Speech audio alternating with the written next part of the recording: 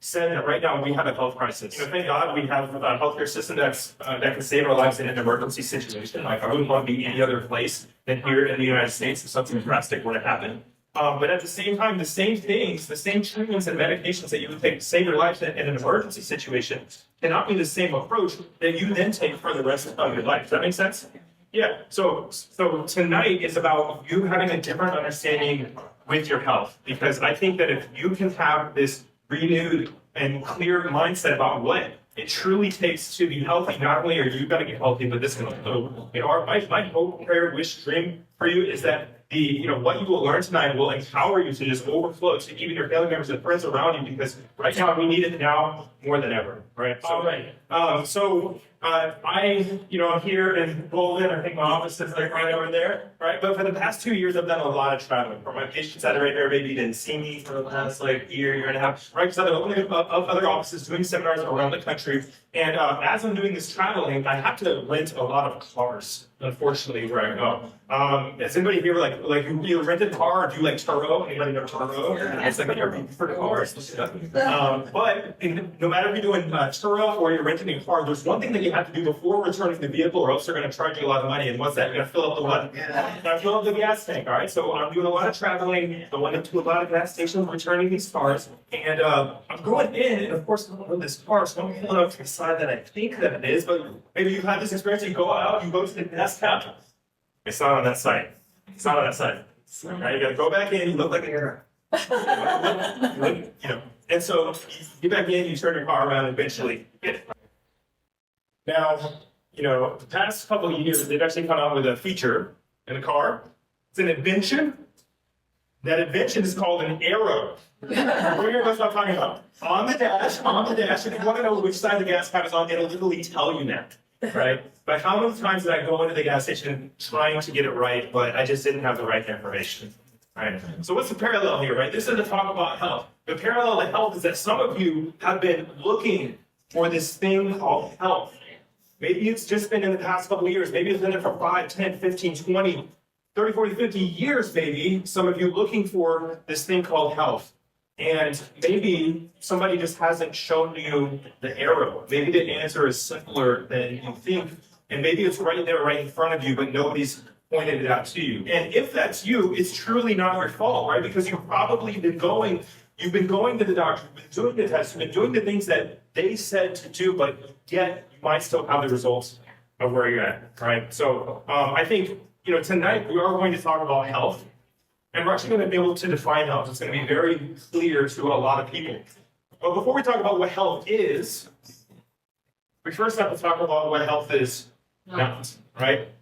So in this country right now, if you were to wake up, if somebody wakes up in the morning and they feel bad, it's bad enough, who do they call? No, sick person, right? Who do they call and where do they go to? They go to the hospital or the doctor, right? You go to some sort of medical professional. Now, when you go to the doctor, what do? They run some tests. They give you a diagnosis, and 9 out of 10 times you're walking out with a bag of what? Bag of pills, bag of medications. And we all know that those medications are meant to cover up the symptoms, right? And sometimes medications do a really good job at covering up the symptoms, but sometimes they don't. So if they don't cover up the symptoms, you're going back to the doctor, or everybody knows that medications come with what? Which are they side effects or are they direct effects? As they directly cause it? Anyway, what? So sometimes they'll cause side effects. So you go back, and the doctor says, okay, well, let's either put them on this different drug or let's add this other drug so that it can combat this side effect that the first drug was causing. And after that, you're leaving there and saying, man, I don't want to go back to this doctor, right? And really, I think that I have a special, I think I do have a special problem, it's a deeper issue. So because I have a special problem, I need to go to a special doctor, which is called a specialist, right? So when you go to a specialist, what do? They run some special tests, they give you a special diagnosis, and 9 times out of 10 you're walking out with a special what? Special bag of medications, but this time they're going to charge you a special price for that, right? And if you go to that specialist and that specialist doesn't have any answer for you, then really you're in trouble, right? Because what else are you going to do? Then you start hearing things like, we don't know what's going on with you. Maybe it's all in your head. Maybe you were born with some sort of genetic chromosomal abnormality that you can't heal from, but you're just going to have to take this medication for the rest of your life. Or you start hearing things like chemo, radiation, or let's just take the organ out. It's not functioning properly. Let's just take the organ out, right? So that which I just described, the test, drug, special test, special drug, surgery, oncology, whatever it may be, that is called our blank care system. What is it? Health. Well, yeah, somebody said sick care, right? That starts becoming more popular, right? Because that does not sound like health to anybody in here, does it? Doesn't sound like longevity, doesn't sound like life, doesn't sound like being around for your grandkids, living your 100% purpose here in this life. And so, for you sitting here, if you're like, well, that's not what I want, then now we actually have to talk about what true health is, right? So, I ask a lot of people, I do a lot of these talks, see a lot of patients, and I ask people, I say, okay, how do you judge your health? Like, how do you know whether or not you're healthy? And most people, what would they say? When they wake up in the morning, how do people generally judge whether or not they're healthy? Based on how they what? Based on how they feel, right? And so is health about how you feel? Because if you have no symptoms, does that mean that you're truly healthy?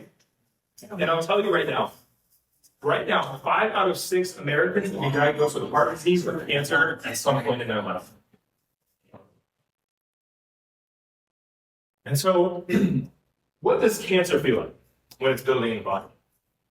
We usually find out when it's too early, we find out when it's too what? When it's too late, right?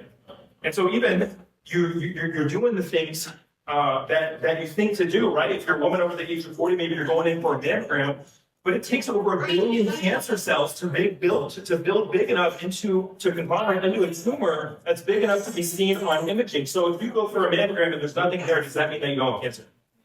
No, right? And so unfortunately our medical system, again, it's amazing at saving your life in an emergency, but again, the absence of disease doesn't necessarily guarantee health. Right? Same thing with heart disease right now. Father's Day is coming up, right? Number one killer of men right now in this country is a heart attack. If you were to ask somebody that had a heart attack, a couple days before they had it, how they felt, how do you think they would have said? They felt kind of, sometimes they'll have symptoms, and thank God if they do, right? But a lot of times it's no symptoms, right? Because 99% blockage of an arteries a lot of times doesn't give any symptoms. And the last part, some people here were like, well, when I have clean blood work, I go in for my routine physical. But let me tell you, my best friend's mom, Lisa, she was the most doctored woman in the world. She always had clean blood work, but she was always going to the doctor thinking that there was something wrong with her. Well, the last time that she left the doctor, she went home with a clean bill of health. 3 weeks later, she started to have a lot of fatigue. Over the course of the next couple of weeks, she started to lose weight very rapidly. She went in, they did some more tests, and they diagnosed her with stage 3 ovarian cancer with absolutely clean blood work. So we have to understand that number one, health is not about how you feel. Health is not about how much you exercise. Can you be a marathon runner and drop dead of a heart attack? We see it happen over and over. You can do seemingly all the right things that it means typically to push you towards health, but health is not the definition of health. And so now we're in a harsh spot, right? We're in a harsh spot because every single person here wants to be healthy. We want to be there for our kids. We want to be there. We want to live our best lives, right? To fulfill our life purpose. But if we still cannot define what the true definition of health is, then we're in trouble. So the World Health Organization actually defined the word health as actually not, they say not merely the absence of symptoms. So back in 1948, it said not merely the absence of symptoms, but health is about how well your body is healing and regulating itself. They say mentally, spiritually, emotionally, right? If your body is continually getting back to that place of homeostasis on a day-to-day basis, it's always healing. And so we're going to start with some interactive part here. I want everybody to take your pen and whatever sheet that's on in front of you. I want you to write the word health in all capital letters. Right in there. Write the word health. Anybody need help spelling? All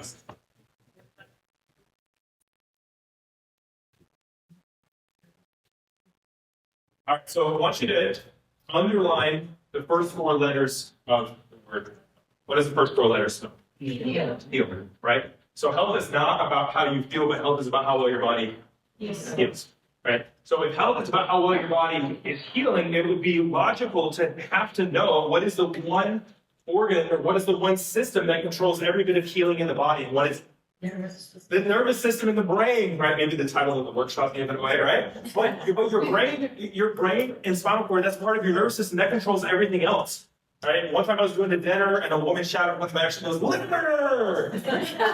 And then she goes like this, right? But seriously, some people think like, the heart, but every single organ in your body actually needs to be under the influence of your brain, spinal cord, and nervous system. Because this was actually the first structure that ever formed in your body. Back however long ago when you were just two cells that came together, those cells then multiplied into enough cells to become a 2D structure like a piece of paper, and then that 2D structure that was like a piece of paper then folded in on itself to create a cylinder, a 3D object, and that is actually your spinal cord. The first structure that ever formed in your body was your spinal cord. And just like a tree, so a tree starts as a trunk, and then the branches grow, and then the fruits grow, so does our body. First, it's your spinal cord and brain, and then the nerve roots, and then the organs, right? So we have it kind of backwards here because think about this. That was the order to your creation. If the order to your creation started with your spinal cord, nerves, and then went to the organs, it kind of makes sense that if you're having an issue with the organ, you should probably check the system that's coordinating that, right? Because the same power that made your body all the way back then that was so intelligent is the same power that is still healing your body. Right? That power never left you. So that power, that intelligence, that is smarter than any of our educated intelligence, right? Because we don't have to tell ourselves to repeat, they just do, right? We don't have to tell our heart to beat, it just does. We don't have to tell a baby when we cut the umbilical cord, all right, baby, now you gotta start breathing, and here's how you're gonna have to swallow. No, but you have an intelligence inside of you. So the same intelligence that was all the way back then, that was so magnificent, that brought you to where you are today, is the same exact power that is continually coordinating the healing inside of your body. How cool is that? Right? And in order for you to have that power to then multiply and become a baby inside of your mom's womb, you literally had to be connected to your mom's nervous system. So you are a continuation of the electricity of the nervous system that told your intelligence to multiply cells to become you. All right? So I know I should probably be like ABC or something like that, 16 or something like that. Probably have an asteroid in the background or something. But that's an amazing concept, right? And that's exactly how your body heals. It's from the inside out. Healing happens, we say above, down, inside out. It happens through the nervous system to the organs. So again, we're going to go through some examples here to kind of talk about how this thing happens. And so, when you look at your body's ability to heal, there's nerves that leave every single level of your spine, and these nerves go to every single organ in your body. So we haven't had to tell our heart to beat, we haven't had to tell our lungs to breathe. You guys are going to be eating food tonight, and actually the exact proportion of fat, carbs, and protein that you're going to be eating tonight, your body is going to make those exact proportion of enzymes in order to break down your food. Right. So this is everything here is all your autonomic nervous system, okay? And so when we look at how there may be issues with your autonomic nervous system, how your nervous system might not be healing your body correctly, we have to know how that happens. And so we're going to look at another sheet. So everybody, when you turn to the next page, is the gas versus brake. Right? So if you know, if you know that healing, that your health is dependent upon how well your body is healing, then the next thing I want you to know is that there are actually two arms or two sides of your nervous system. There is the go, go, go side of your nervous system, right? And there's the slow, slow, slow side of your nervous system. For instance, I want to talk about digestive issues here, right? So there are nerves in your low back that leave your lower spine here that go directly to the organs. Now there are some nerves that come directly from the spine to tell the organs to go, go, go. Right? But there's another nerve here called the vagus nerve. Anybody heard of the vagus nerve? Las Vegas, not like Las Vegas. It's Vegas, no. But the vagus nerve, V-A-G-U-S. There's a nerve that goes to different parts of your body. So there's one part of your nervous system that says go, go, go, and your vagus nerve says slow, slow, slow. And so your body's ability to heal and regulate is dependent upon how balanced your nervous system is, right? And so when you look at this gas versus brake over there, we know that there are different interferences to healing, right? So you see the little 3 pods underneath there, right? There are interferences to healing. There's physical stress, there's chemical stress, and there's emotional stress. And so your body is meant to heal, and your body will heal as long as your body is effectively clearing that stress. So number one thing that we have to know is that your nervous system has to be in balance in order for you to get the health result that you want. I don't know, was anybody like rushing to get here tonight? Your blood pressure's up, and somebody cuts you off, and you're like, you know? So we have stressors, and stress is okay to come by. We don't want to live in a bubble, right? But the role of your nervous system, again, is to take that stress, to clear it, so that you can get into the next situation, right? So if anybody here is dealing with anxiety, for instance, this is a great example. Because again, your nervous system is like a sponge. It's absorbing everything. It's detecting, is there a threat? It's processing, and it's saying, okay, no, there's not a threat. My blood pressure doesn't need to rise right now, right? But what happens specifically with anxiety is that your nervous system is stuck a lot of times in the fight or flight response, right? We've heard that fight or flight, that go response. So instead of the stress clearing, where you can go to your next normal situation and there's nothing crazy going on, now you go into that next situation and the stress stacks on top of each other, right? And that's what we see so commonly, is that anxiety is not an accumulation of too much stress. Anxiety is the body's inability to deal with that stress. And we really have to start thinking about health like this, right? Allergies are not caused by the allergens in the air. Pollen does not cause allergies. If it caused allergies, then 100% of the people that breathe the pollen in would have allergies. Allergies they're not caused by the allergens in the air, they're caused by the body's inability to overcome those allergens. Right? It's not the pollen in the air, it's how your body is adapting and responding to it. It's not about the stress in your life, it's about how your body is adapting and responding to it. So the question is, how well is your body adapting and responding to stress? And if you were to want to help your body to adapt to stress better, so that your body's doing the healing that needs to happen, how would you determine that, and how would you do that? All right, so we talk about the nervous system, and your nervous system lives in this thing called your spine, right? God's the most amazing healing power inside of your body, and He actually encased the most important things in hard bone, right? So if you want to know how important something is, you just look at your anatomy, right? And that will tell you how vital those things are.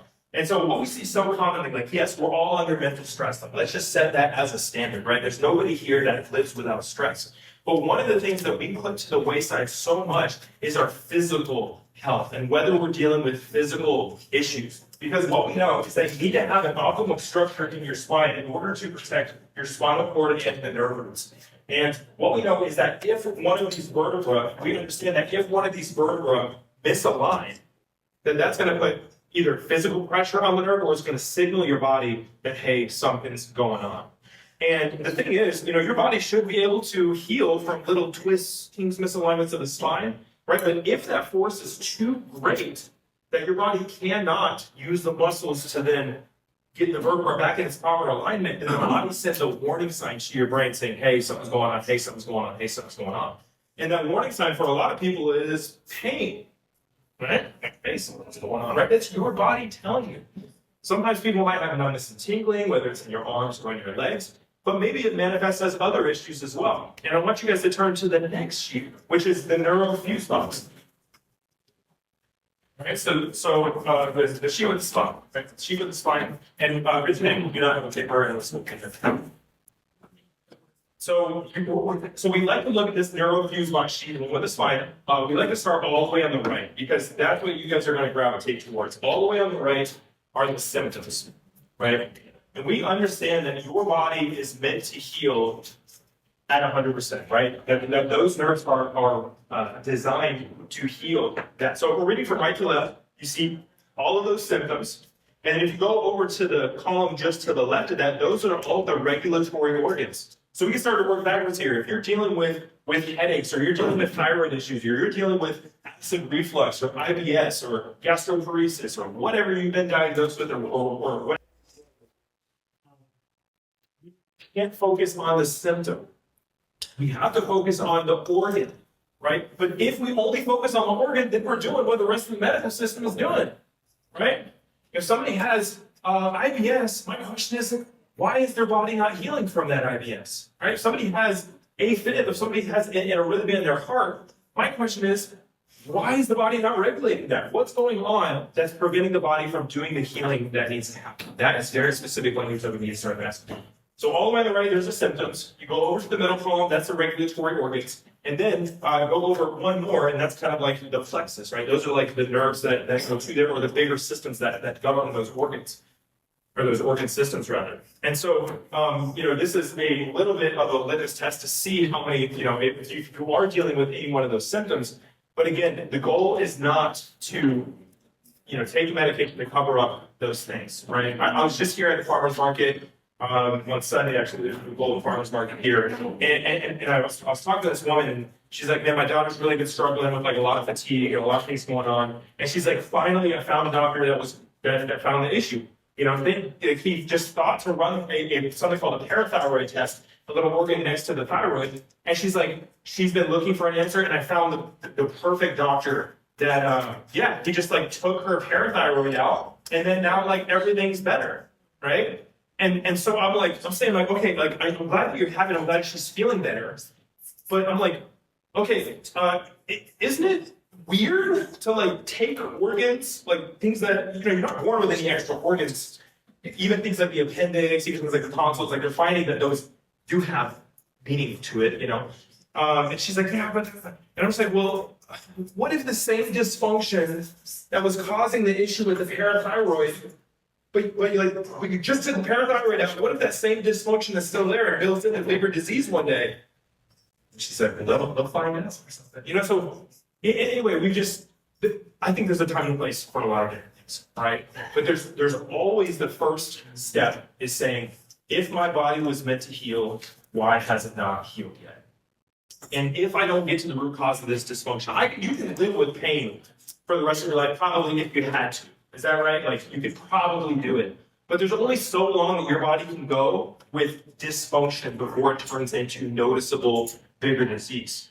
And if that bigger disease is there, again, we can't try to attack that bigger disease. We can't say cancer. We just need to kill the cancer, in a big sense, right? We need to go back to the smaller dysfunction and fix that. And if you can fix a smaller dysfunction as many days in a row, that eventually turns into weeks in a row, that eventually turns into months or years in a row, disease has a building in a body that's healing.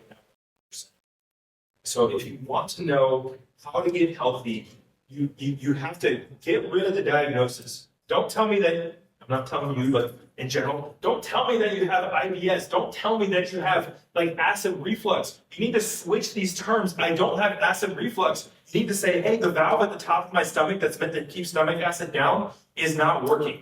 There's dysfunction there, because then that leads you to think, well, what influences the function of that? And, can you do things to influence? And then you will get the answer of restoring function to your body and building health. Does that make sense? It's like, oh my gosh, put me on a commercial right after the prescription commercial that tells you all the ways that you're going to die. I will educate everybody in this, because we have to be thinking that way. If you think that way, get rid of the dysfunction so health can accumulate over the course of your life. You are going to be in the best position that you could ever be in.